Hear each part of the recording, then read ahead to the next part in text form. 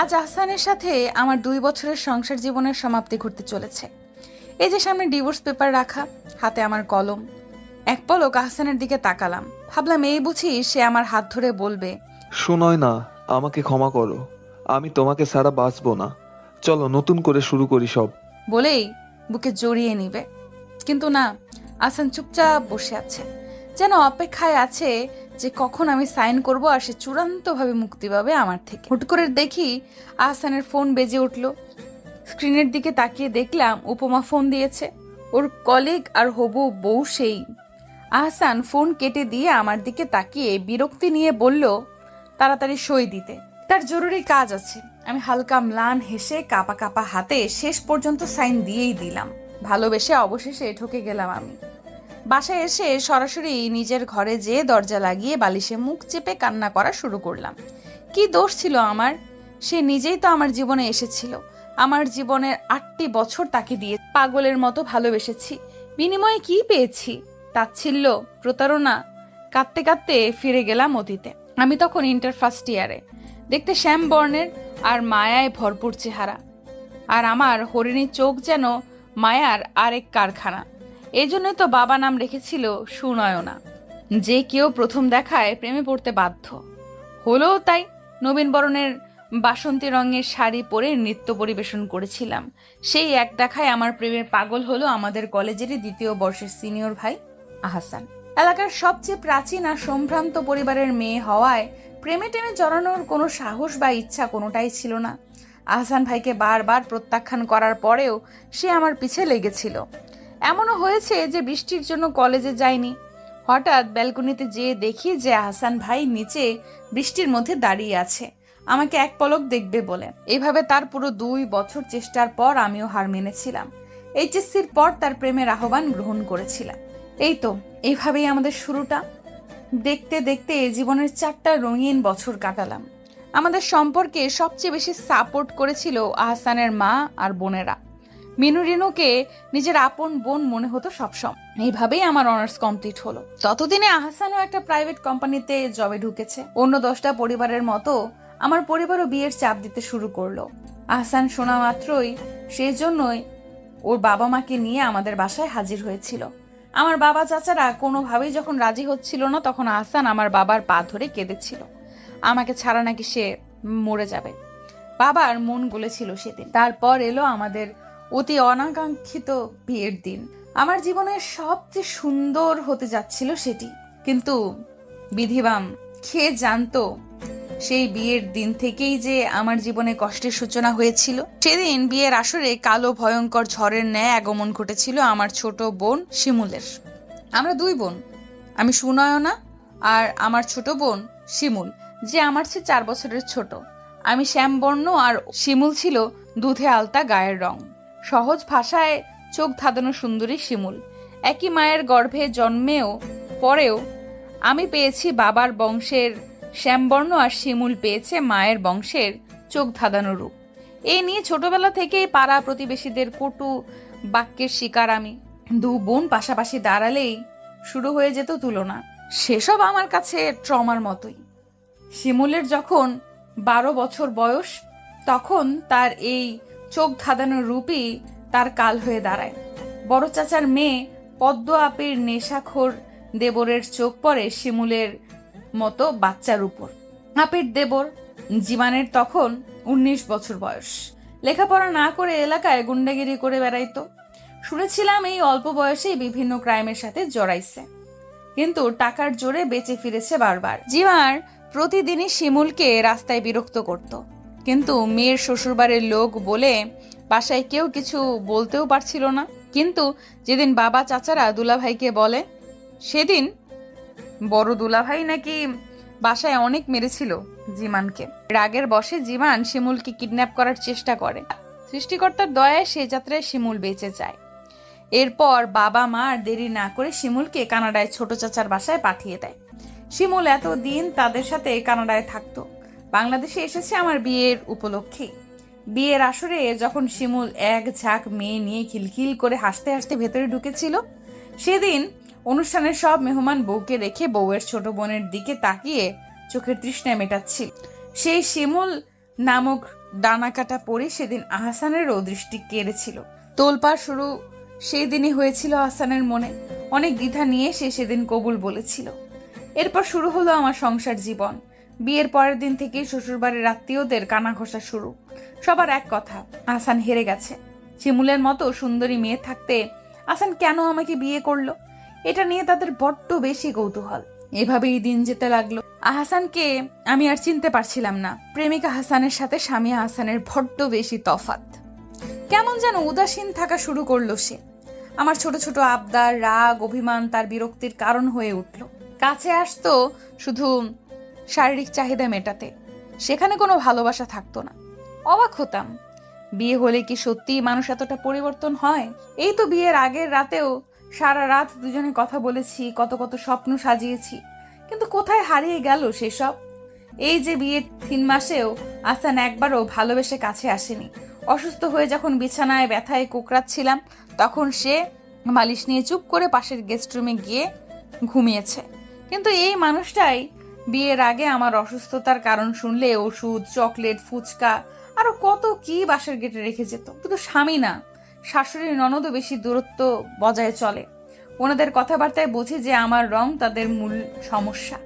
কিন্তু বিয়ের আগে তো আমার রং নিয়ে তাদের সমস্যা ছিল না। আমার বোন শিমুল যখন আমার শ্বশুর বাসায় যেত, দেখতাম যে আমার শাশুড়ি ননদ সবাই ওকে নিয়ে ব্যস্ত হয়ে পড়তো, যেন সে জান্নাতের অপ্সরা। আর সেই দিনগুলোতে আহসান যেন আরো উদাসীন হয়ে যেত। এইভাবে কেটে গেল আমাদের বিবাহিত জীবনের 6 মাস।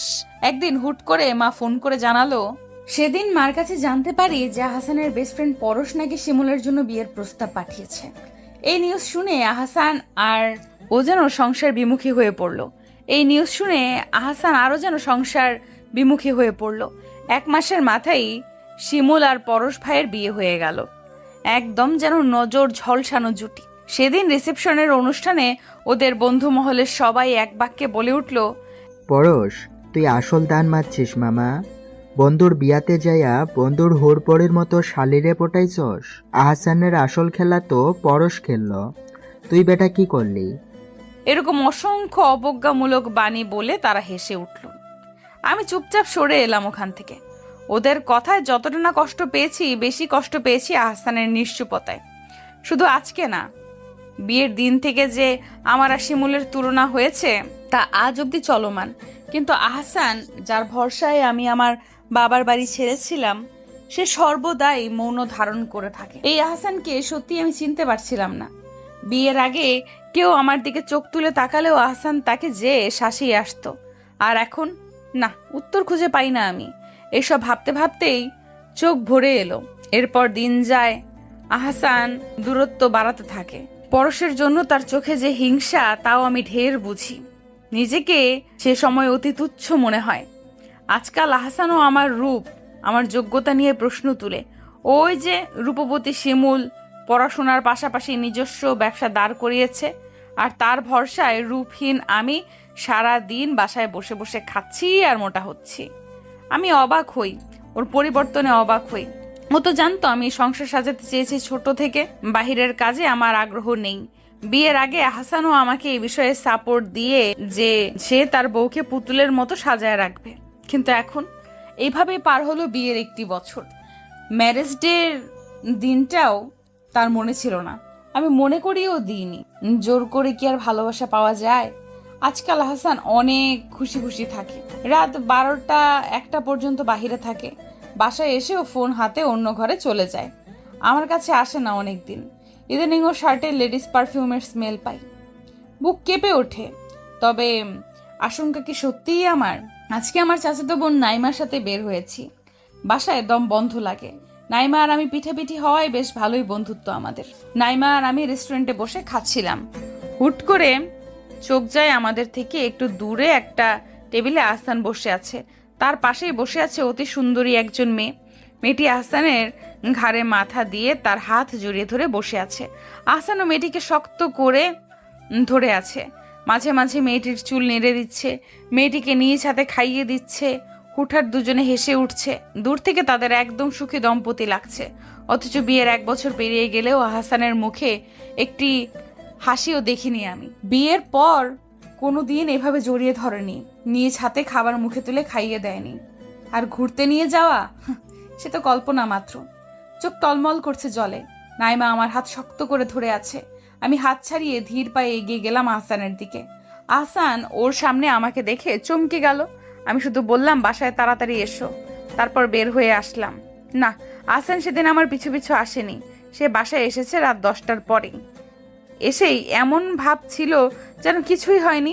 আমি আর সহ্য করতে না পেরে ওকে থাপ্পড় মেরে কাঁদতে কাঁদতে জিজ্ঞেস করলাম, কেন প্রতারণা করলে হাসান, কেন? রেগে হাসান আমার চুলের মুঠ করে।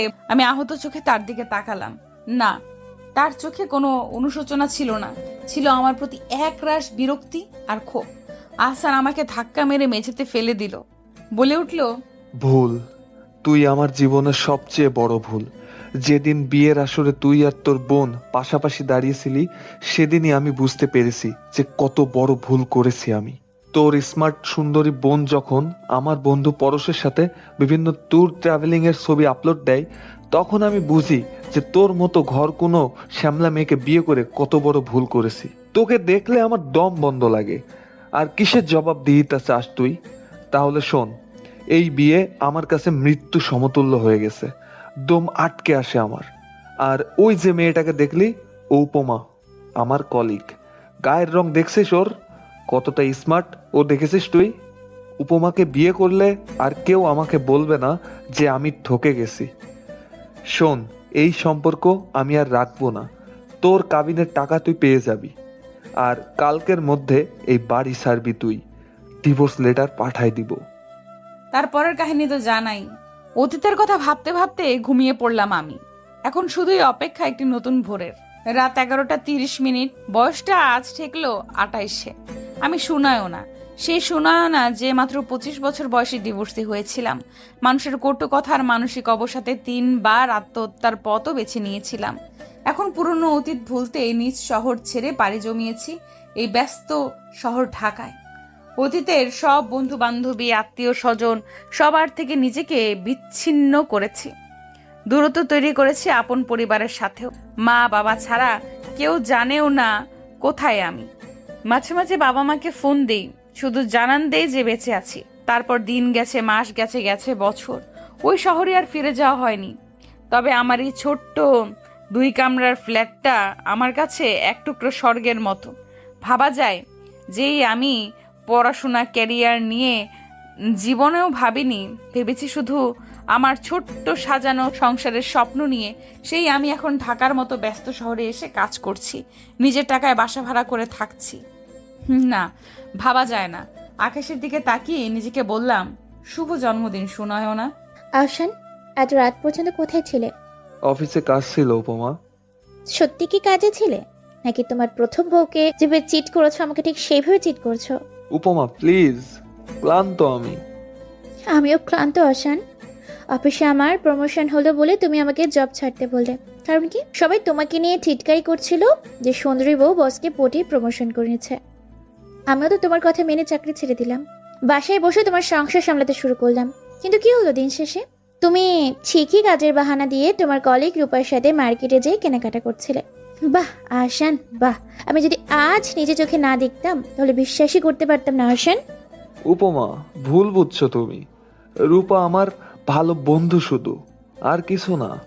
বাহ, অফিস বাদ দিয়ে ভালো বন্ধুকে মার্কেটে নিয়ে যাওয়ার সময় আছে, কিন্তু বাসায় বউয়ের জন্য সময় নেই। আর ভুলে যেও না আহসান, শুরুতে আমরাও কিন্তু শুধু ভালো বন্ধুই ছিলাম। তুমি ঠিক এইভাবে নিজের বউকে বাসায় ফেলে রেখে আমাকে সময় দিতে। উপমা, তুমি ভুল বুঝছো। রূপা ওর স্বামীর জন্য গিফট কিনবে, তাই আমাকে সাথে নিয়ে গিয়েছিল, তাও মাত্র 30 মিনিটের জন্য। আহসান, জানো তো, আজ আমি সুনয়নার কষ্টটা বুঝতে পারছি। নিজেকে খুব ছোট মনে হচ্ছে, জানো তো। আমি যদি সুনয়নাকে সামনে পেতাম তাহলে ওর আদরে ক্ষমা চেতাম ওর জীবনটা নষ্ট করার জন্য। সুনয়নার নাম শুনে থমকে গেল আহসান। বুকটা কেঁপে উঠল, চোখ ভিজে ওঠে, পা কাঁপতে শুরু করলো। বুঝে ভুল করেছিল সে। সুনয়নাকে বিয়ে করে নয়, বরং সুনয়নাকে ছেড়ে দিয়ে ওর সাথে প্রতারণা করে ভুল করেছিল। শুধু ভুল নয়, পাপ করেছিল, যার পরিণাম এখন হারে হারে পাচ্ছে সে। আহসানের ভাবনার মাঝে উপমা বলে উঠল, এখন কি আমার শরীর আমার সৌন্দর্য টানে না তোমায় আহসান? শুনেছি এই সুন্দর ফর্সা মুখের জন্যই তো বিয়ে করেছিলে আমাকে, সব করতে আমার রূপের। তবে এখন কি রূপার আমার চেয়ে বেশি সুন্দরী? থামবে প্লিজ উপমা, আমাকে বাধ্য করিও না আমার জঘন্য রূপ দেখাতে। এই কি করবি রে তুই? আমি তো সুনয়নার মতো অত ভালো না। শোন, যেই মেয়ে নিজের স্বার্থে নিজের ভালোবাসার জন্য আরেক মেয়ের সংসার ভাঙতে পারে, সেই মেয়ে যে কতটা ভয়ঙ্কর তুই ভাবতেও পারবি না। আমি তেমনই ভয়ঙ্কর। আমাকে ঠকাতে আসলে তোর পুরো গুষ্টিকে জ্বেলে দিব। আসান অবাক হয় না। এই যে নিত্যদিনের ঘটনা। চুপচাপ সে ওয়াশরুমে চলে যায়, জোরে পানি ছেড়ে কাঁদতে থাকে। ছেলেদের নাকি কাঁদতে নাই, কিন্তু সে কাঁদে, প্রতিনিয়ত কাঁদে, তার সুনয়নের জন্য কাঁদে। পাশের রুমে আহসানের মাও চোখের পানি ফেলে। ছেলে যে তার সুখে নেই বুঝে সে, পাপ তো সেও করেছে। শুনোই না, কোথায় শিমুল? লজ্জা করে না এই মুখে আপির নাম নিতে?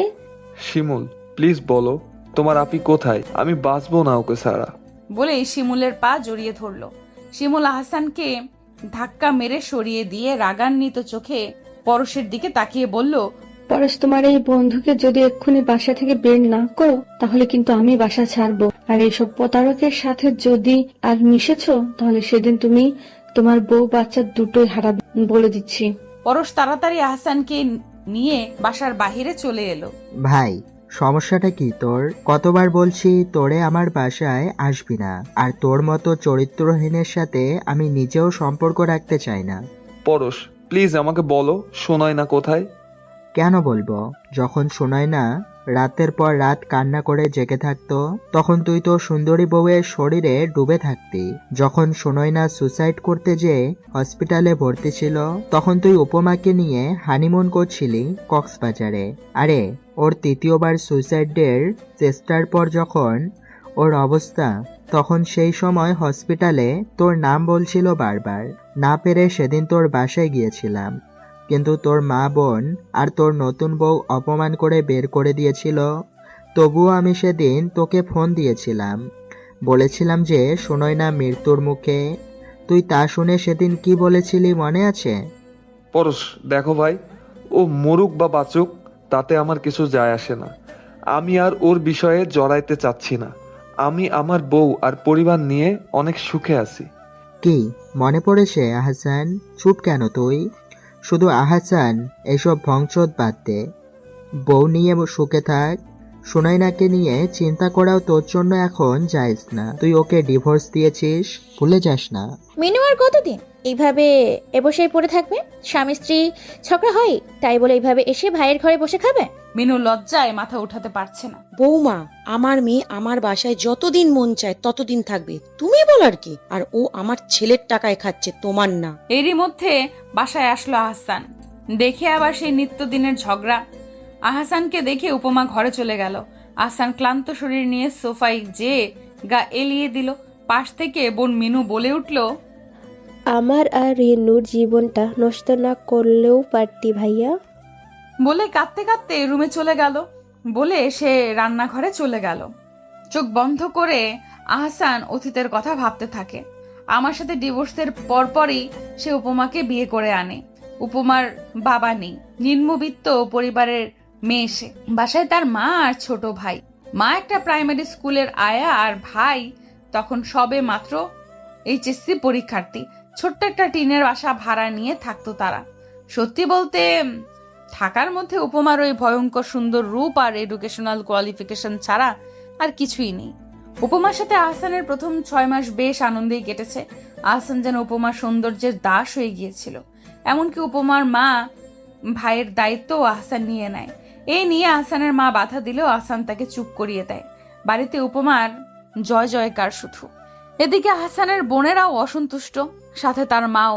কেননা উপমা নিম্নবিত্ত পরিবারের মেয়ে। সমাজের 10 জনের সামনে পরিচয় দিতে পারে না যে তাদের বৌমার মা সামান্য আয়া। এদিকে আহসানের বোনদের খরচেরও টান পড়েছে, যেহেতু তাদের বাবা বছর 1 আগে চাকরি ছেড়েছে। আগে ভাই খরচ দিলেও নতুন ভাবি আসার পর থেকে আর খরচ দেয় না তেমন। ভাইয়ের কাঁধে যে এখন নতুন ভাবির পরিবারের দায়িত্ব, এই নিয়ে শুরু হয় ঝগড়া, খোটা মারা। উপমা প্রথম প্রথম শাশুড়ি ননদদের অনেক ভালোবাসতো, সংসারও মন দিয়ে সামলাতো, যেন পাক্কা ঘরণী। কিন্তু যখন উপমার শাশুড়ি আর ননদ উপমাকে নিয়ে আহসানের কান ভারী করা শুরু করলো। উপমাকে উঠতে বসতে অপমান করা শুরু করলো। উপমাও পরিবর্তন হওয়া শুরু করলো, কারণ উপমা ইটের জবাব পাথরে দেওয়া মেয়ে, আমার মতো বোকা না। উপমা আর আহসানের বিয়ের 7 মাসের মধ্যে আহসানের বাবা মারা গেলেন। মূলত আমার সাথে অন্যায় সে মেনে নিতে পারছিলেন না, অনুশোচনায় অসুস্থ হয়ে পড়েছিলেন। এরপর পুরো সংসারের দায়িত্ব এসে চাপলো আহসানের উপর। উপমার মা ভাইয়ের খরচ, উপমার খরচ, ওর মা বোনের খরচ সব মিলিয়ে হাঁপসে উঠেছিল আহসান। তখন সুযোগ বুঝে উপমা রিনু মিনুর বিয়ের কথা তোলে। আহসানও রাজি হয়ে যায়। উপমা বুদ্ধি এঁটে মিনু রিনুর বিয়ে তাদের চেয়ে দ্বিগুণ বয়সী লোকের সাথে ঠিক করে। এই বিষয়ে যখন আহসান জানতে পারে তখন সে বাধা দিলেও উপমা তার কথার জালে আহসানকে মানায় নেয়। উপমা মূলত চেয়েছিল মিনু রিনুর সাথে প্রতিশোধ নিতে। এতদিন ওরা ওর উপর যত অত্যাচার অপমান করেছে সেটার প্রতিশোধ নিতে। আরেকদিকে ওসব বাড়িতে বিয়ে দিলে আহসানকে কোনো যৌতুকও দিতে হবে না। এইভাবেই উপমার প্ররোচনায় মিনু রিনু আর তাদের মায়ের অনিচ্ছায় এক প্রকার জোর করে মিনু রিনুর বিয়ে দেওয়া হয়। তারপর ওই যে মিনু রিনুর জীবনে নেমে আসে অন্ধকার। সে বোঝে একসময় এই একই অন্যায় করেছিল ওরা আমার প্রতি। মিনু রিনুর যখন বিয়ে হলো তখন সবে মাত্র বয়স ছিল 20। মিনুর ইচ্ছা ছিল বড় সরকারি চাকরিজীবী হবে, আর রিনুর ইচ্ছা ছিল অনার্স কমপ্লিট করে কোনো বড় মাল্টিন্যাশনাল কোম্পানিতে জব করবে। কিন্তু ভাগ্যের নির্মমতায় দুই বোনকেই বিয়ের পর পড়াশোনা ছাড়তে হলো। মিনুর বরের আছে বড় মিষ্টির দোকান। শ্বশুর অল্প বয়সে মারা যাওয়ায় সংসারের দায়িত্ব পড়ে ওর স্বামী আসাদের উপর। 6টা ছোট ভাই বোনের দায়িত্ব পালনের পর, তাদের প্রতিষ্ঠিত করার পর অবশেষে 40 বছর বয়সে বিয়ে বসেছে সে। ও বাড়িতে বয়সে সবচেয়ে ছোট হলেও সম্পর্কে মিনু সবার বড় ভাবি। তাই দিন শেষে সব দায়িত্ব তার ঘাড়েই এসে পড়ে। প্রতি মাসেই আসাদের 4 বোন দল বেঁধে বাসায় আসে। ওদের রান্না বান্না আপ্যায়নের পুরো দায়িত্ব একা মিনুর কাঁধে। একটু ভুল হলেই শাশুড়ি আর ননদরা মিলে খুদ ধরতে পিছপা হয় না। আবার আসাদ বাসায় ফিরলে সবাই মিলে কান ভারী করে আসাদের। তাই স্বামী স্ত্রীর মধ্যে মিল নেই বললেই চলে। আসাদ শুধুমাত্র শারীরিক চাহিদা মেটাতেই ওর কাছে আসে, তবে সে চাহিদায় কোনো ভালোবাসা থাকে না। আসাদের অন্য 2 ভাই বোন ঠিক ঢাকায় বউ নিয়ে থাকছে, কিন্তু মিনু আর সহ্য করতে পারছিল না। সরাসরি আসাদকে বলে এসেছে হয় সে সংসার আলাদা করবে, না হয় মিনুকে ডিভোর্স দিবে বলেই এক কাপড়ে বের হয়ে এসেছে। এইভাবে 7 দিন পেরিয়ে গেলেও আসাদ ওকে নিতে আসেনি, ফোনও দেয়নি। এসব ভেবে মিনুর চোখ ভরে আসে। তার ছোট বোন রিনুটাও যে সুখে নেই। রিনুর স্বামী জামাল ঢাকায় চাকরি করলেও মিনু থাকে গ্রামে ও শ্বশুর বাসায়। গৃহস্থীর পুরো কাজ একা হাতে করে। কোনো এক বিশেষ কারণে জামাল রিনুকে শহরে নিয়ে যায় না। রিনুর সাথে ফোনে অন্য 10টা স্বামীর মতো কথাও বলে না। আগে রিনু এইসব নিয়ে অভিযোগ করলেও এখন আর করে না। করবেই বা কিভাবে? ওর অভিমান অভিযোগ যে জামালের চোখেই পড়ে না। রিনু ওর জীবন ভাগ্যের হাতে ছেড়ে দিয়েছে। সমস্যা কি তোমার উপমা? আমার বোন আমার ঘাড়ে বসে খাচ্ছে, তোমার না। আশান, সংসারটা কিন্তু আমাদের একটা ভবিষ্যৎ আছে, বাচ্চা কাচ্চা হবে। এখন তোমার মা বোনের পেছনে টাকা খরচ করলে ভবিষ্যতের জন্য কি রাখবো? ওহো তাই, তাহলে আজ থেকে আমি তোমার মা ভাইয়েরও দায়িত্ব নিব না। আহসানের কথায় থতমত খেলো উপমা।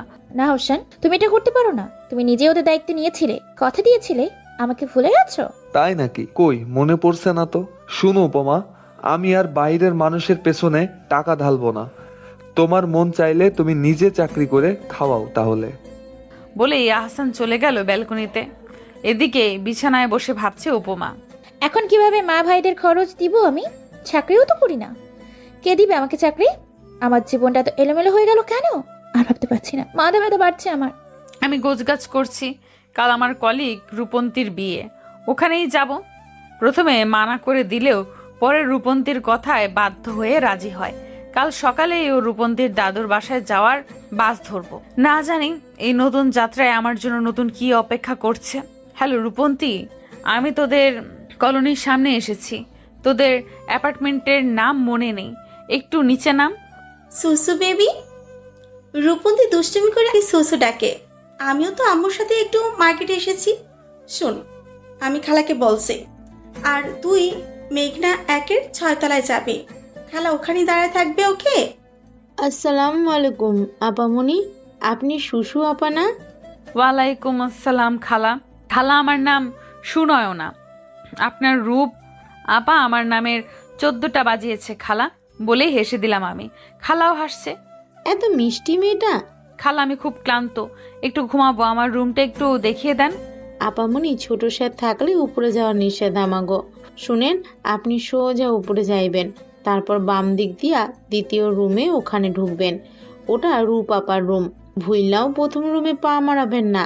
খালার চোখে এত আতঙ্ক দেখে অবাকই লাগলো। পরক্ষণেই ভাবলো এইসব এদের নিজেদের ব্যাপার, আমি এসব নিয়ে চিন্তা করে কি করব? এসেছি বিয়েতে, বিয়ে খাবো, চলে যাব। নিজের মনে কথা বলতে বলতেই উপরে চলে যায়। আমি রুমে ঢুকেই দেখে হালকা আলোর ডিম লাইট জ্বলছে। এদিকে সারাদিনের ক্লান্তি অবসাদে আমার শরীর ভেঙে আসছে, তাই ফ্রেশ না হয়েই বিছানায় শুয়ে পড়ি। 15 মিনিট পর ওয়াশরুম থেকে বের হলো নিভ্রান। নাকে পেল দ্বিতীয় মানুষের গন্ধ। সে ছাড়া রুমে আর কে? তাড়াতাড়ি যে লাইট অন করে দেখে বিছানার কোনায় কম্বল জড়িয়ে আমি বিড়াল ছানার মতো গুটলি পাকিয়ে শুয়ে আছি। নিভ্রান ধীরে ধীরে আমার কাছে গেল, যে দেখে গোল গাল মুখের একটা বাচ্চা মেয়ে ঘুমিয়ে আছে। দেখে মায়া লাগছে। এই মেয়ে, এই ওঠো। এই মেয়ে, খালা, খালা। হুড়মুড় করে দৌড়ে আসলো জরিনা খালা। এ বাড়ির সবাই যে নিভ্রানকে বাঘের মতো ভয় পায়। জি ছোট স্যার। আমার রুমে মেয়েটাকে খালা। কোন মেয়ে স্যার? কোন মেয়ে আমি কিভাবে জানবো? হুট করে খালার মনে পড়লো আমার কথা। স্যার, উনি তো রূপন্তী আপার বান্ধবী। ভুল করে মনে হয় ওই ঘরে ঢুইকা গেছে। নিভ্রান আর কিছু না বলে ওর লাইব্রেরি রুমে চলে গেল। কিন্তু অবাক ঘটনা, নিভ্রান যখনই কাজে মন দিতে চাচ্ছে ততবারই ওই ঘুমন্ত মুখটাই সামনে আসছে। কি হলো নিভ্রান? এইদিকে যার চিন্তায় নিভ্রান বিভোর, সেই রমণী ঠিকই বিড়াল ছানা হয়ে গভীর ঘুমে হাবুডুবু খাচ্ছে। নিয়তি নিয়তি জিনিসটা সত্যি বড়ই অদ্ভুত। জম্পেশ একটা ঘুম দিয়ে উঠলাম আমি। সারাদিনের ক্লান্তি যেন ফুরুত। বালিশ হাতড়ে ফোনটা নিয়ে দেখি রাত 10টা বেজে গেছে। ফোন রেখে গুটি গুটি পায়ে বের হলাম আমি। নিচে নেমেই দেখি সোফায় হাত পা ছড়িয়ে টিভি দেখছে রূপ। আমি তার সামনে দাঁড়াতেই, সুসু মেরি জান, তোর ঘুম হলো? রূপের মুখে এই উদ্ভট নাম শুনে ম্যাকি রাগ দেখালাম আমি। এর মধ্যেই আগমন ঘটে রূপের মায়ের। কেমন আছো সুনাইনা আম্মু? রূপের কাছে তোমার নাম অনেক শুনেছি। আমি একটু হেসে সালাম দিলাম। আসসালামু আলাইকুম আন্টি, ভালো আছেন? আলহামদুলিল্লাহ মা। শুনো গল্প পড়ে, এখন তাড়াতাড়ি খেতে এসো। সারাদিন কিচ্ছু পেটে পড়েছে কি না সন্দেহ। রূপ আর আমি হ্যাঁ সূচক মাথা নাড়িয়ে আন্টির পিছে পিছে গেলাম। হেই রূপ, তুই দেখ শুনেই না মা কি কি লাগে। আমি ততক্ষণে তোর ভাইয়ের রুম পরিষ্কার করে আসি। রোবটটা আসলে না হলে আবার চিল্লাচিল্লি করবে। আমি ওর মা মেয়ের কথা শুনে বোকার মতো চেয়ে থাকি। তোদের বাসায় রোবট থাকে রূপ? রূপ হেসে দিয়ে বলে, আরে আমার বড় দাদান আসো একটা রোবট, কোনো রকম মানুষের সাথে মিশে না, চুপচাপ গম্ভীর থাকে, সারা বছর মিশনে থাকে, তাই আম্মু দাদানকে রোবট ডাকে। জানিস, আম্মু আমি আর বাবা ছাড়া আর কারোর পারমিশন নেই ওর রুমে ঢোকার। আর তুই কিনা শেষ পর্যন্ত যে দাদানের রুমে কি ঘুমালি? আয় হায়, আমাকে জাগাবি না? ভাই রে ভাই, জরিনা খালা, আমি এমনকি স্বয়ং দাদা নিজেও তোর ঘুম ভাঙানোর চেষ্টা করেছে, কিন্তু তুই যে কুম্ভকর্ণ। এইভাবে হাসি মজা করে আমরা দুই বান্ধবী খাওয়া শেষ করলাম। আর কত সিগারেট খাবে আহসান? যতক্ষণ মন চায়। আহসান, আমার মনে হয় আমাদের নিজেদের সম্পর্কটা আবার গোছানো উচিত। বলেই পেছন থেকে আহসানকে জড়িয়ে ধরল উপমা। আহসান এখনো নিরুত্তর নির্বিকার ভাবে সিগারেট টেনে যাচ্ছে। উপমা এবার আহসানের হাত ধরে পেছনে ঘুরল। আহসান দেখলো উপমা একটা পাতলা ফিনফিনে শিফনের শাড়ি পরেছে, সাথে বড় গলার স্লিভলেস ব্লাউজ। শরীরের 80% অংশই খোলা। নিজেকে আকর্ষণীয়ভাবে উপস্থাপন করার সর্বোচ্চ চেষ্টা করছে উপমা। উপমা ধীরে ধীরে আহসানকে জড়িয়ে ধরে ওর বুকে নাক ঘষতে ঘষতে বলে, চলো না আহসান, আবার সব শুরু থেকে শুরু করি। নিজেদের সংসারটা আবার সাজিয়ে নিই, যেখানে থাকবে না কোনো ঝগড়া, কোনো ভুল বোঝাবুঝি। চলো না, আমরা আমাদের ভালোবাসার অংশকে পৃথিবীতে নিয়ে আসি। আমার এই দূরত্ব ভালো লাগছে না, একটু শান্তি চাই আমি আহসান। আহসান ভেবে পায় না সে কি করবে। সে জানে সে আমাকে ভালোবাসে, উপমা ছিল তার মোহ। সে কোনো দিন উপমাকে ভালোই বাসেনি। সে শুধু আকর্ষিত ছিল উপমার সৌন্দর্যের প্রতি, যা দিয়ে সে শো অফ করতে পারত। কিন্তু আর কত খুঁজবে সে আমাকে? এতগুলো বছর তো খুঁজেছে, নিজের ভুল বুঝতে পেরেছে, কিন্তু আমি তো তাকে আর ক্ষমা করব না, ফিরবও না। তার চেয়ে ভালো উপমার সাথেই অ্যাডজাস্ট করে বাকিটা জীবন কাটিয়ে দেওয়া। এই অশান্তি তারও আর ভালো লাগে না, থাক না আমি তার হৃৎপিণ্ডের মাঝে আজীবন। আহসানও ধীরে ধীরে হাত উঠিয়ে উপমাকে জড়িয়ে ধরে তার ডাকে সাড়া দিল। দুজনের মনে আসা নতুন করে সব শুরু করার, একটু শান্তি পাওয়ার। আদৌ কি তারা শান্তি পাবে? আমি রং ভর্তি হাতে রূপন্তীর পেছনে দৌড়াচ্ছি, এদিকে রূপন্তীও জান হাতে নিয়ে দৌড়াচ্ছে। ওর জামাই জানটো শেষে ফার্স্ট ওর গালে রং মাখাবে। দৌড়াতে দৌড়াতে আমি কিসের সাথে যেন ধাক্কা খেয়ে পড়ে যেতে নিলে একটি পুরুষালী শক্ত হাত আমার কোমর শক্ত করে জড়িয়ে ধরলো। আমি সামনে তাকিয়ে দেখি রূপের বড় দাদান। সে তাড়াতাড়ি নিজেকে ছাড়িয়ে মাথা নুইয়ে বলে, সরি দাদান, আমি খেয়াল করিনি। আমার মুখে দাদান ডাক মোটেও পছন্দ হয়নি নিভ্রানের। বিরক্ত সুরে বলে উঠল, আমি শুধু রূপের দাদান, আর এভাবে লাফালাফি না করে চুপচাপ বসে থাকুন, না হলে কোনো অ্যাক্সিডেন্ট হলে দায়ভার আমরা নিতে পারবো না। বলেই গট গট করে বেরিয়ে গেল নিভ্রান। এদিকে নিভ্রানের কথায় অপমানে চোখ ভারী হয়ে আসলো আমার এই এক সমস্যা, কারো অপমান তুচ্ছ তাচ্ছিল্য সহজে নিতে পারি না।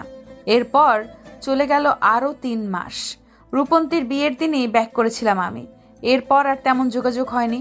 রূপন্তীও জব ছেড়ে এখন নতুন সংসারে ব্যস্ত। এদিকে আমিও বেশ আছি আমার একাকী জীবনে। আর জাওয়াত, ও তো ওর বিড়াল ছানার কল্পনা থেকে বের হতেই পারছে না। তবে কি 35 বছর বয়সে এসে মেজর নিভ্রান দ্বিতীয়বার প্রেমে পড়ল? আজ উপমা খুব খুশি, ভেতরে যে তার নতুন অস্তিত্ব। আহসানের সাথে সম্পর্কটাও বেশ উন্নতি হয়েছে। আহসান আবার তার মা ভাইকে খরচ দিচ্ছে। এদিকে উপমাও তার শাশুড়ি ননদের সাথে আর ঝগড়া করে না। এক কথায় বাসায় আবার শান্তি ফিরেছে। ড্রেসিং টেবিলের সামনে এসব ভাবতে ভাবতেই চুল মুছিল উপমা। হঠাৎ ড্রয়িং রুম থেকে চিল্লাচিল্লির আওয়াজ শুনতে পেল। অজানা আশঙ্কায় বুক কেঁপে উঠল তার। দৌড়ে বাহিরে গেল সে। মা, রিনু কাঁদছে কেন? রিনু, কি হয়েছে বলবি? আহসান জিজ্ঞেস করার সাথে সাথে উপমা এসে জিজ্ঞেস করলো, রিনু, তুমি হঠাৎ? কেন ভাবি, এখন কি নিজের বাসায়ও আসতে পারবো না? আমি তা বলিনি রিনু। থাক ভাবি, আমার জীবনটা তো শেষ করেই দিয়েছো তোমরা। যে নামের সংসার ছিল ওটাও আর নেই। বলেই কাঁদতে শুরু করলো। মানে? মিনু আর ওর মা তাড়াতাড়ি রিনুকে বুকে আগলে নিল। সবাই হতবম্ব। আহসান ঘটনা জানতে চাইলে রিনু বলে যে ওর স্বামী ঢাকাতে আলাদা সংসার আছে, তার 18 আর 16 বছরের 2টা বাচ্চাও আছে। রিনুকে বিয়ে করেছিল শুধু মায়ের শেষ আশা পূরণ করতে, কারণ ওর প্রথম বউ সোফিয়া অন্য ধর্মের, তাই ওর মা ওকে মেনে নেয়নি। কিন্তু জামালের মায়ের ক্যান্সার ধরা পড়ায় আর বড় জোর কয়েক বছর বাঁচবে, তাই শেষ বয়সের ইচ্ছা স্বরূপ সে জামালের কাছে বৌমা আবদার করে। বৌমার সেবা পাওয়ার ইচ্ছা ছিল, তাই জামাল রিনুকে বিয়ে করে। কিন্তু ওটা ছিল নামের বিয়ে, কোনো স্বামী স্ত্রী সম্পর্ক ছিল না, এমনকি বিয়ের কাগজও জাল ছিল। আজকে সকালে যখন ওর শাশুড়ি মারা যায়, জামাল 2 ঘন্টা পরেই ওকে রুমে ডেকে সব বলে 3 তালাক দেয়। তারপর কাবিনের টাকা পরিশোধ করে বাসা থেকে বের করে দেয়। কাঁদতে লাগলো রিনু আর বলে উঠলো, ভাবি তুমি খুশি তো? কেন আমার জীবনটা শেষ করলে ভাবি? উপমা হাসান চুপচাপ রুম থেকে বের হয়ে আসলো। কারো মুখে কোনো কথা নেই। উপমা বিছানায় বসে আছে, মনটা কেন জানি অস্থির লাগছে। হুট করে রুমে আসে রিনু। ভাবি কেমন আছো? খুব ভালো, তাই না? রিনুর চোখ লাল হয়ে আছে, ঘৃণায় নাকি রাগে নাকি প্রতিশোধে। বুক কেঁপে উঠল উপমার। রিনু, বিশ্বাস করো আমি তোমার ক্ষতি চাইনি।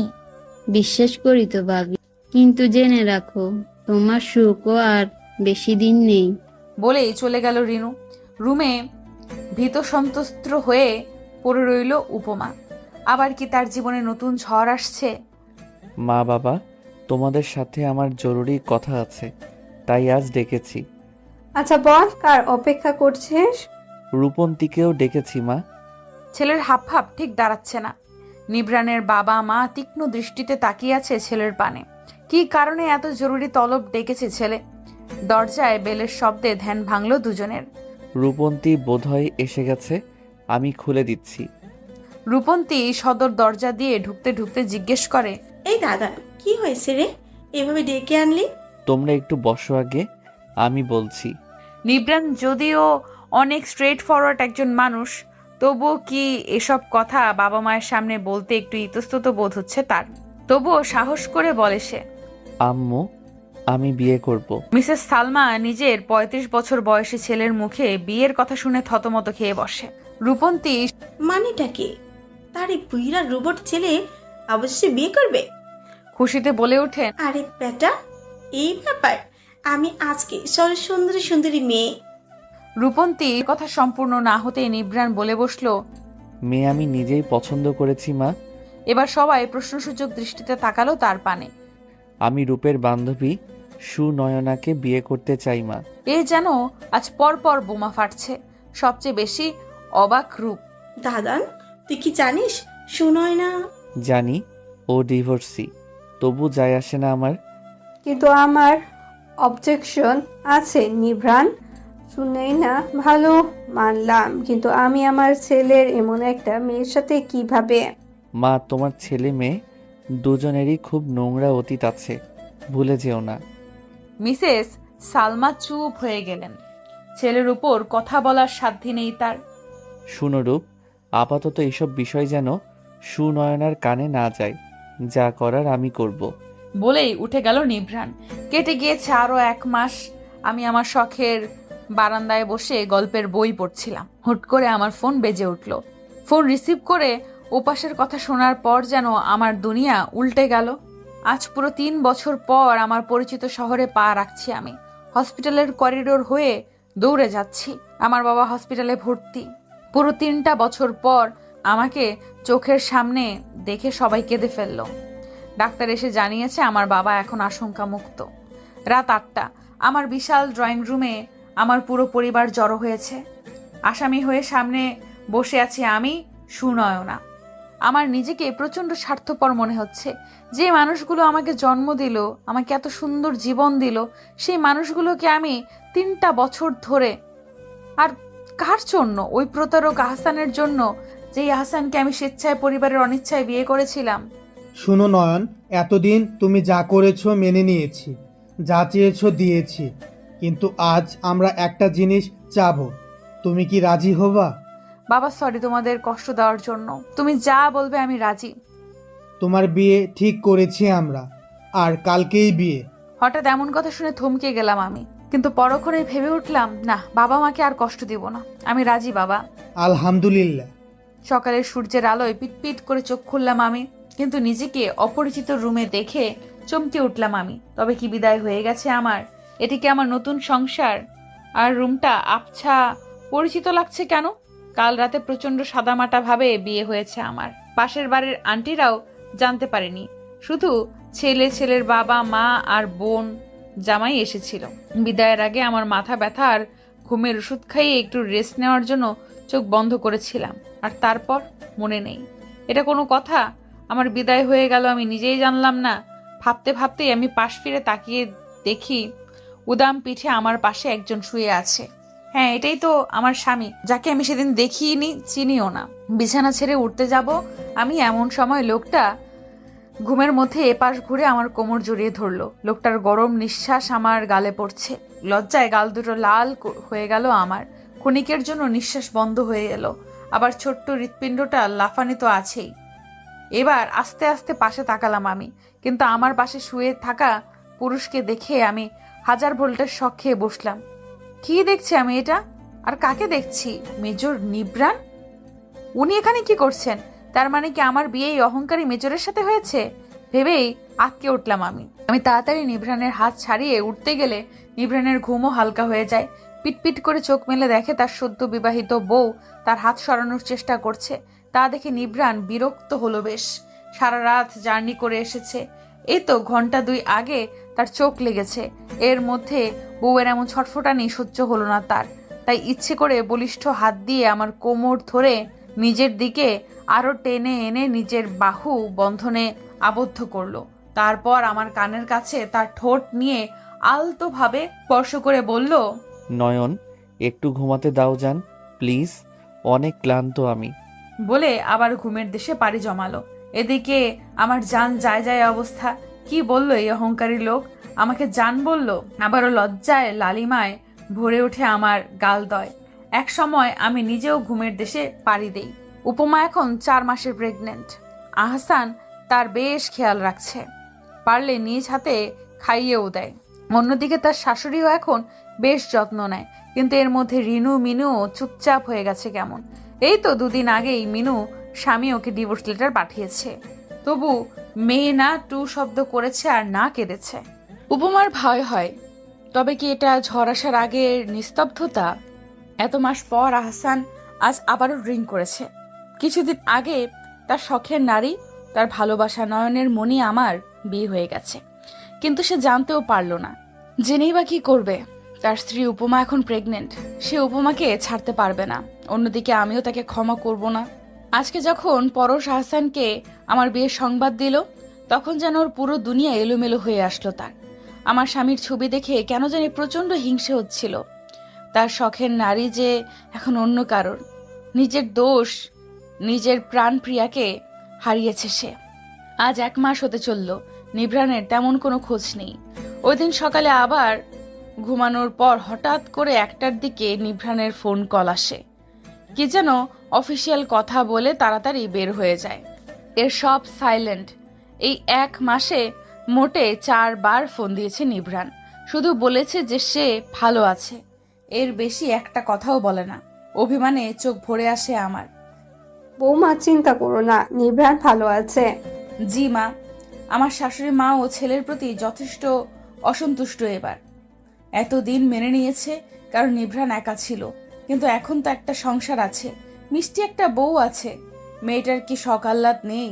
বিয়ের পরের দিন সকালেই কিভাবে মেয়েটাকে এইভাবে একা ফেলে কাজে চলে যায়? ভাবতে ভাবতেই শ্বশুরাব্বা কাছে গেল সে। এখন সে তার এই অসামাজিক ছেলের রাগ স্বামীর উপর ঝাড়বে। এদিকে আমিও ঢাকায় চাকরি ছেড়ে এইখানেই পাশে একটা স্কুলে চাকরি নিয়েছি। আমার শ্বশুর বাবাই নিয়ে দিয়েছে। অন্তত আমার মনটা ব্যস্ত থাকবে, না হলে ওনার গুণধর পুত্র যে কাজ করেছে। 2 মাস পর গভীর রাত, আমার ঘুমের মাঝে হুট করে মনে হলো কেউ যেন আমার পুরো মুখ জুড়ে চুমু দিচ্ছে। হুট করে গলায় যখন জোরে কামড় দিল, আমার ঘুম এবার পুরোপুরি ছুটে গেল। চোখ মেলেই দেখি একটা পুরুষ অবয়ব তাকে জড়িয়ে ধরে রেখেছে। প্রথমে ভয়ে চিৎকার দিতে গেলে ওই পুরুষালী অবয়বটি আলতো করে আমার ঠোঁট চেপে ধরে। তারপর নিচের ঠোঁট দিয়ে আমার চোখে ঠোঁট ছুঁয়ে দিতে দিতে ধীর কণ্ঠে বলে, নয়ন যান, আমি এসেছি, একটু মনটাকে শান্ত করতে দাও প্লিজ। শীতল অনুভূতি ছেয়ে গেল আমার পুরো শরীর জুড়ে। এই অনুভূতি আগে কখনো হয়নি আমার। এরকম ভালোবেসে কেউ শান্তির আহ্বানও করেনি। আহসানের প্রতি করা অসম্মান, অবহেলা, উদাসীনতা হুট করে আমার চোখের সামনে ভেসে উঠল। চোখ ভারী হয়ে এলো আমার যেন কি হলো আমি জানি না। আকস্মিক 2 হাত বাড়িয়ে জড়িয়ে দিল আমার নিভ্রাণকে। হ্যাঁ, আমি চাই নিভ্রাণকে। এই 3 মাসে আমি কম পুরিনি, আর আজ নিভ্রাণের এই আদর মাখা আবদার ফিরিয়ে দিতে আমি অক্ষম। আমি চাই আবার ভালোবাসতে, আবার নতুন করে বাঁচতে। আমার সম্মতিতে খুশি হলো নিভ্রাণ। আবারও মাতাল কণ্ঠে বলল, অসম্ভব ভালোবাসি আমার নয়ন সোনা জানকে।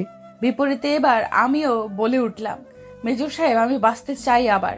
আমাকে নিজের বুকে আগলে রাখুন না প্লিজ। ও আগলে নিল সহধর্মিনীকে, নিজের সাথে মিশিয়ে নিল, ভুলিয়ে দিল অতীতের সব তিক্ত বিষাক্ত ছোঁয়া। উপমার এখন 8 মাস চলছে। আজ সকাল থেকেই ওর মনটা কেমন যেন করছে, বেশ অস্থির লাগছে। ইদানিং বাচ্চাটাকে নিয়ে সে বড্ড ভয়ে থাকে, তার পাপের শাস্তি যেন তার বাচ্চাটা না পায়। আনমনেই কেঁদে ফেলে উপমা। সেদিনের ঘটনার পর আরো 2 মাস গেছে। নিভ্রান এবার লম্বা ছুটি নিয়েছে। সকাল সকাল শান্তির ঘুম ঘুমাচ্ছে। এদিকে আমার সকাল থেকে শরীর খারাপ, 3-4 বার বমিও হয়ে গেছে অলরেডি। খাবারের টেবিলে সবাই বসেছে। রূপন্তীর 4 মাস প্রেগনেন্সির, তাই সে এখানে তার বাবার বাসায় থাকছে। এদিকে খেতে খেতে টেবিলে বমি করে দিলাম আমি। এরপর সেন্সলেস হয়ে গেলাম। নিভ্রানের তো যান যায় যায় অবস্থা। তাড়াহুড়ো করে সবাই আমাকে নিয়ে হসপিটালে রওনা দিল। কিছুক্ষণ পর আমার চেক আপ শেষে ডক্টর হাসতে হাসতে বলে, মিষ্টি ছাড়া তো সুসংবাদ দেব না মেজর। চতুর্বুদ্ধির নিভ্রান ডক্টরের ইঙ্গিত সহজেই ধরে ফেললো। শরীর কাঁপছে ওর। সত্যি কি আমার অংশ আসতে চলেছে? ডক্টর নিভ্রানের আকুতি আঁচ করতে পারলো। কাঁধে হাত দিয়ে সাহস দিয়ে কেবিন থেকে বেরিয়ে গেল। নিভ্রান ধীর পায়ে আমার বেডের কাছে গিয়ে বসলো। আমার হাত দুটো হাতে নিয়ে চুমু দিতে লাগলো। আজ সে যে অনেক খুশি, জীবনের শ্রেষ্ঠ সুখ পেতে চলেছে সে। এদিকে আমি এখনো ঘুমে। আমি হয়তো জানিও না আমার শক্ত মনের এই অসামাজিক মেজর মশাই আজ কাঁদছে। কি সুন্দর! রাত প্রায় 12টা বাজতে চলেছে, কিন্তু আমার আর নিভ্রান কারোর চোখে যেন আর আজ ঘুম ধরা দিচ্ছে না। অতি আনন্দে যে ঘুমও উড়ে যায় আজ হাড়ে হাড়ে বুঝছি আমরা। নিভ্রানের বুকে মাথা রেখে শুয়ে আছি আমি। নিভ্রান আলতো করে আমার মাথায় হাত নেড়ে দিচ্ছে। দুজনেই চুপ করে আছি, কিন্তু মনে মনে যে সুখের সাগরে ভাসছি। আজ সারাটা দিন বাসায় এক প্রকার উৎসব চলেছে। ওদিকে আমার বাবার বাসায়ও এক প্রকার উৎসব চলেছে। কাল সকাল সকালই আমার পুরো পরিবার এই বাড়িতে আসবে। সব কথা মনে করে শান্তির নিঃশ্বাস ছাড়লাম আমি। নয়ন যান, নিভ্রান আজকে তার জীবনের কিছু অতীত সম্পর্কে বলবে। তার মনে হয় সুনয়নার এসব জানা দরকার। বুক কেঁপে উঠলো আমার। আবার কি আমার জীবনে কষ্টের ঢেউ উপচে পড়বে? আহত দৃষ্টিতে তাকালাম আমি। আমার এই আহত দৃষ্টির মানে বুঝতে 1 সেকেন্ডও সময় লাগলো না নিভ্রানের।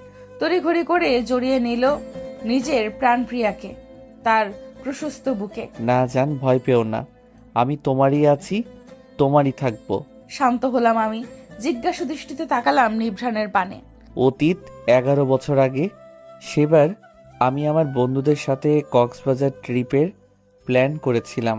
যাওয়ার সময় সবার সিট একসাথে পড়লেও আমার সিটটা একটু পেছনে পড়ে, আর সামনের যাত্রীরা কেউই নিজেদের সিট ছাড়তে রাজি ছিল না। অজ্ঞতা বিরক্ত নিয়ে পেছনেই বসলাম। বাস ছাড়া ঠিক আগ মুহূর্তে মুখ স্কার্ফ পেঁচিয়ে একটা অল্প বয়সী মেয়ে তাড়াহুড়ো করে আমার পাশে বসলো। তারপর বাচ্চাদের মতো করে আমার কাছে জানালার পাশের সিটটা আবদার করে বসলো। তার কথাবার্তা আচরণ পুরো বাচ্চাদের মতো। মেয়েটির নাম ছিল অনামিকা। সেদিন সারা রাত সে আমার সাথে গল্প করেছে, এমনকি তার কোন কার্টুন পছন্দ এসব পর্যন্ত বলেছে। আমি সেদিন মুগ্ধ হয়েছিলাম তার বাচ্চা মতে। এরপর যা হওয়ার তাই, ফোন নাম্বার আদান প্রদান, তারপর ভালো লাগা থেকে ভালোবাসা। 4 বছরের পথ চলা ছিল আমাদের। ভয়ঙ্কর ভালোবাসতাম তাকে, ভয়ঙ্কর। আমার বন্ধু সামির আর রূপন্তী একজন আরেকজনকে ভালোবাসতো। রূপন্তী যখন অনার্স ফার্স্ট ইয়ারে, তখন সামিরদের বিজনেসের একটা প্রজেক্টের জন্য 2 বছরের জন্য সামিরকে ইতালি যেতে হবে। তাই সামিরের ঠিক করছিল রূপন্তীকে বিয়ে করে রেখে যাবে। 2 পরিবারের সম্মতিতে বিয়ের ডেট ঠিক হলো তাদের। এদিকে সুযোগে আমি অনামিকার সাথে আমার বিয়ের কথাও তুলি। ঠিক হয় যে একই দিনে আমার অনামিকার আর সামির রূপন্তীর বিয়ে হবে। এদিকে আমাদের অফিসে ভেজাল চলছিল। কে বা কারা জানি অফিসের গোপন তথ্য পাচার করছিল। গোপন তথ্যে আমরা জেনেছিলাম দেশে বড় কোনো হামলা করার প্রস্তুতি হচ্ছিল। দেখতে দেখতে আমাদের বিয়ের দিন চলে আসলো। সেদিন সবাই আমরা অনেক হ্যাপি ছিলাম। ছোটোখাটোভাবে পারিবারিকভাবে বিয়ের আয়োজন করা হয়েছিল। বিয়ের আসরে বসার 30 মিনিট আগে আমার সহকর্মী মাঝহারের ফোন এলো। সে ভীত কণ্ঠে আমাকে তাড়াতাড়ি হোয়াটসঅ্যাপ চেক করতে বলল। আমি চেক করে দেখি একটা ফাইল দিয়েছে যার উপরে লেখা যে এরা টেররিস্টদের স্পাই। 10 জনের নামের লিস্ট দেয়া এবং এদের ছবি। এতক্ষণ সব ঠিক ছিল, কিন্তু যখন সিরিয়ালে 10 নম্বর স্পাইয়ের ছবি দেখলাম আমার পায়ের মাটি সরে গেল, হাত কাঁপছে, আমার শরীর কাঁপছে। এটা কি সত্যি? এদিকে ক্যাপ্টেন মাঝার ফোনে অনবরত আমাকে সেফ থাকতে বলছিল। সে নাকি অলরেডি ফোর্স নিয়ে রওনা হয়েছে। এসবের মাঝে আমার হুট করে মাথায় এলো আমার পরিবারের কথা। তাদেরকে নিরাপদে আগে এখান থেকে সরাতে হবে। তাড়াহুড়ো করে নিচে নেমে দেখে অনামিকা আর তার সঙ্গীরা জিম্মি করে রেখেছে আমার পরিবারকে। সেদিন আমাকে দেখে অনামিকা ভয়ঙ্করভাবে হাসছিল, তাচ্ছিল্যের হাসি ছিল সেটা। আর এত নোংরা ভাষা ব্যবহার করছিল, আমি ওকে চিনতেই পারছিলাম না সেদিন।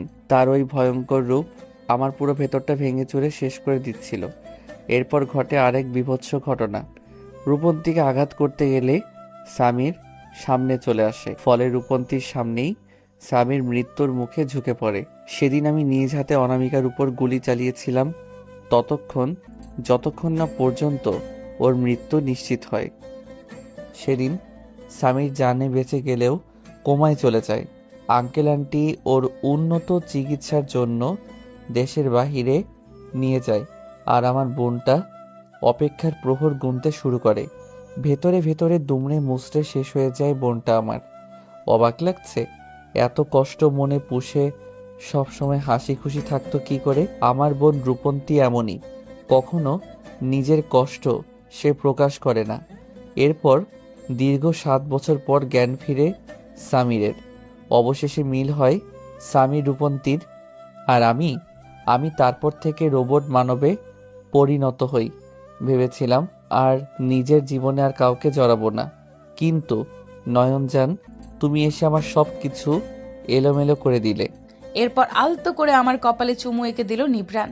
আমি এখনো আশ্চর্য হয়ে চেয়ে আছি। এই মানুষগুলোর জীবনে এত কষ্ট ছিল, এত ভয়ঙ্কর অতীত। সেই হিসেবে তো আমার অতীত কিছুই না। আমি এবার শক্ত করে জড়িয়ে ধরে বললাম, ভালোবাসি মেজর সাহেব। হসপিটালে 302 নং কেবিনের সামনে বসে আছে আহসান, আর ভেতরে তার স্ত্রী উপমা, যে একদিন আগেই সে তার গর্ভের সন্তানকে হারিয়েছে। আর আহসান হারিয়েছে তার বেঁচে থাকার শেষ আশাটাকে। এই তো আর 2 দিন পরেই ডেট ছিল, কিন্তু কি থেকে যে কি হয়ে গেল। আহসানের খুব কাঁদতে ইচ্ছে করছে, চিৎকার করে কাঁদতে ইচ্ছে করছে, কিন্তু কোনো মাথা রাখার কাঁধ খুঁজে পাচ্ছে না। মা বোনকে আজ খুব স্বার্থপর মনে হচ্ছে ওর, ঘেন্না হচ্ছে তাদের প্রতি, তার বাচ্চার খুনি তারা। এদিকে উপমা চেতনাহীনভাবে চেয়ে আছে শুভ্র ছাদের পানে। অবশেষে তার করা পাপের শাস্তি তার বাচ্চাটা পেল। অতীতটা বলা যাক। উপমা দুপুরের খাবার খাওয়ার পর রুমে শুয়েছিল উপমা। হুট করে রুমে ঢুকে উপমার উপর ঝাঁপিয়ে পড়ে রিনু। আঘাত করে উপমার পেটে বারবার। হাসতে হাসতে বলে, ভাবি কি ভেবেছিলে আমাদের জীবনটা এভাবে নষ্ট করে নিজের স্বামী সংসার নিয়ে সুখে সংসার করবে? পারবে না ভাবি, পারবে না। এরপর এক কাপড়ে বাড়ি ছেড়ে চলে যায়। কোথায় গিয়েছে কেউ জানে না। এদিকে উপমার শাশুড়ি তখন বাসায় ছিল না, পাশে বাড়ি গিয়েছিল। আর মিনুও ঘুমেছিল। যদিও সে চিৎকার শুনেছিল, কিন্তু পাত্তা দেয়নি বা দিতে চায়নি। কে জানে। উপমা কোনো মতে ফোনটা হাতে নিয়ে আহসানকে ফোন দিয়ে আহসান তাড়াতাড়ি বাড়ির উদ্দেশ্যে রওনা দেয়। রাস্তায় 1000 বার মা বোনদের ফোন দিয়েও ও রিসিভ করেনি। আহসানের মা অবশ্য ভুল করে ফোন বাসায় রেখে গিয়েছিল। পরে আহসান এসে দেখে পুরো ফ্লোর রক্তে ভেসে আছে, আর উপমা সেন্সলেস হয়ে পড়ে আছে। তখনই বাসায় আসে আহসানের মাও। পরে উপমাকে হসপিটালে নিয়ে গেলেও তার বাচ্চাকে বাঁচানো যায়নি। 6 মাস পর আজ আহসান আর উপমার ডিভোর্সের লাস্ট হিয়ারিং, মিউচুয়াল ডিভোর্স। অবশ্য উপমাই চেয়েছে, সে জীবনে এখন একটু শান্তি চায়, নতুন করে জীবনটাকে আরেকবার সুযোগ দিতে চায়। আহসানের সাথে সে সুখে থাকবে না, সে বুঝতে পেরেছে। হসপিটাল থেকে ফেরার পর আহসান অনেক বেশি যত্নশীল হয়েছিল। উপমাকে নিয়ে নতুন বাসায় উঠেছিল, মা বোনের সাথে সব সম্পর্ক শেষ করেছিল। কিন্তু উপমা কেন জানি কিছু ভালো লাগছিল না, শান্তি পাচ্ছিল না। আহসানের চোখে সে কখনো ভালোবাসা দেখতে পেত না। আহসানের চোখে তার প্রতি সম্মান ছিল, স্নেহ ছিল, যত্ন ছিল, আন্ডারস্ট্যান্ডিং ছিল, সিম্প্যাথি ছিল, কিন্তু ভালোবাসা ছিল না। তাই 2 মাস পর উপমা নিজেই বলে সেই সম্পর্কটা আর চাচ্ছে না, নতুন করে বাঁচতে চায় সে। আজ 2 মাস হলো নতুন চাকরিতে জয়েন করেছে সে, ভালো আছে, বেশ ভালো আছে। অন্যদিকে আহসানকে যখন উপমা ডিভোর্সের কথা বলে, উপমা ভেবে দেখে যে উপমা যেই ভালোবাসা বা পরিবার ডিজার্ভ করে আহসান কখনো তাকে তা দিতে পারবে না। তাই উপমার কথার মান রেখে সেও ডিভোর্সের জন্য রাজি হয়ে যায়। সে চায় মেয়েটা এবার সুখ পাক, একজন মানুষ পাক যে তাকে প্রকৃত ভালোবাসবে। মিষ্টি হেসে উপমাকে বিদায় জানায় আহসান। ফিরে যায় নিজের ভাড়া নেওয়া 2 কামরায় ওই ছোট্ট ফ্ল্যাটে। মায়ের কাছে আর ফিরবে না সে। মাসের খরচটা প্রতি মাসে ঠিকই পাঠিয়ে দেয় বন্ধুর হাতে, তবুও বাসায় আর পা রাখবে না সে। জীবনের এই একাকিত্বটাই সুন্দর। আর রিনুর কোনো খোঁজ নেই। বেঁচে থাকলে পাপের শাস্তি ঠিকই পাবে একদিন। মিনু মায়ের সাথেই ও বাড়িতে পড়ে আছে। ওর স্বামীর সাথে ডিভোর্স হয়ে গেছে। এখন সে আবার পড়াশোনা শুরু করেছে। প্রতিটা মুহূর্ত আল্লাহ তাআলার কাছে ক্ষমা চায়, উপমার কাছেও চেয়েছে। শেষে আমার বাবার বাসায় যেও মাফ চেয়ে এসেছে, কিন্তু আমার সাথে কেউ ওকে যোগাযোগ করতে দেয়নি। তারা চায় না আমার বর্তমানে অতীতের কোনো ছায়া পড়ুক। কিছুদিন আগেই আমার পুরো পরিবার ঢাকায় শিফট করেছে। 10 বছর পর আমার ফুপির ছেলে ফাহিমের বিয়ে উপলক্ষে প্রায় 10 বছর পর আমি নিজের জন্মস্থান যশোরে পা রাখলাম। 10টা বছর। ডিসেম্বরের সকাল, চারপাশে কুয়াশায় ঢাকা। এরই মধ্যে আমার কাজিনরা মিলে প্ল্যান করলো সবাই টঙে বসে গরম চা খাবে। সাথে সাথে বের হয়ে গেল বান্দরের দল। কেউ বলবে না যে এদের বয়স যে বেড়েছে। দোকানে বসে চা দিয়ে পাউরুটি খাচ্ছিল এক্স হাজবেন্ড আহসান। বছরখানেক আগে ওর মা মারা গেছে। মিনুরও আবার বিয়ে হয়েছে, আলহামদুলিল্লাহ সুখী সে। মিনুর অনুরোধে আহসান এ বাসায় ফিরে এসেছে। একাই থাকে। সকালে অফিস যাওয়ার আগে এই দোকানে সে নিয়মিত নাস্তা করে। দোকানে ঢুকতে যেয়ে থমকে দাঁড়াই আমি। আজ পুরো 13 বছর পর মানুষটাকে দেখছি আমি। 13টা বছর। আচমকা সামনে দাঁড়িয়ে থাকা নারীটির দিকে চোখ পড়ায় সাথে সাথে হাত থেমে যায় আহসানের। পাউরুটির টুকরোটা হাত থেকে পড়ে যায়। আজ এতগুলো বছর পর তার শখের নারী তার সামনে দাঁড়িয়ে। এটি কি সত্যি নাকি স্বপ্ন সে ভাবছে। আমি তড়িঘড়ি দোকান থেকে বের হতে গেলাম। আহসান পেছন থেকে ডেকে ওঠে, নয়ন। আমি শুনেও যেন না শোনার ভান করে চলে যাই। আহসান পিছু আসতে গিয়েও থেমে যায়। তার খুব করে বলতে মন চাচ্ছে, নয়ন, তোমাকে ভালোবাসি, খুব করে ভালোবাসি। কিন্তু বলতে পারল না সে। কিভাবে বলবে সে? কিভাবে বলবো? আমার শখের নারী যে এখন অন্য কারো। আমি রুমে এসে দরজা লাগিয়ে দেই। চোখ যায় বিছানায়। মেজর সাহেব আর 2টো ছানা আরামে লেপের তলে ঘুমাচ্ছে। আস্তে করে বারান্দায় যেয়ে দাঁড়ায়। চোখ ভরে আসে আমার। হ্যাঁ, আজ ও আহসানের প্রতি আমার বুকের গভীরে কোথাও ভালোবাসা থেকে গেছে। অস্বীকার করব না আমি, কিন্তু আমার মেজর সাহেবে এর থেকে 1000 গুণ বেশি ভালোবাসে। আমার অন্ধকার জগতের আলোর উৎস সে। মেজর সাহেব আমার অস্তিত্ব, আমার শেষ ভালোবাসা। হঠাৎ করে একজোড়া বলিষ্ঠ হাত আমার কোমর চেপে ধরে। তারপর নিজের দিকে টেনে নিয়ে আলতো করে কাঁধে চুমু দিয়ে বলে, নয়নজান, অতীত দেখে এভাবে ভয় পেলে চলবে? আমার মুখে হাসি ফুটে ওঠে। এই মানুষটা এত ভালোবাসে কেন আমাকে? এত বোঝে কিভাবে আমাকে? আমি পেছনে ঘুরে জড়িয়ে ধরি আমার মেজর সাহেবকে। তখনই আমার 2টো ছানা এসে দৌড়ে বাবা মা বলে পেঁচিয়ে ধরে। উনি বাচ্চাদের কোলে নিয়ে বারান্দায় রাখা সোফায় বসে। এরপর আমাকেও টেনে বসায়। কানে কানে বলে, অসম্ভব ভালোবাসি বউজান। আমি নিভ্রাণের কাঁধে মাথা রেখে বলি, আমিও ভালোবাসি আমার বাচ্চাদের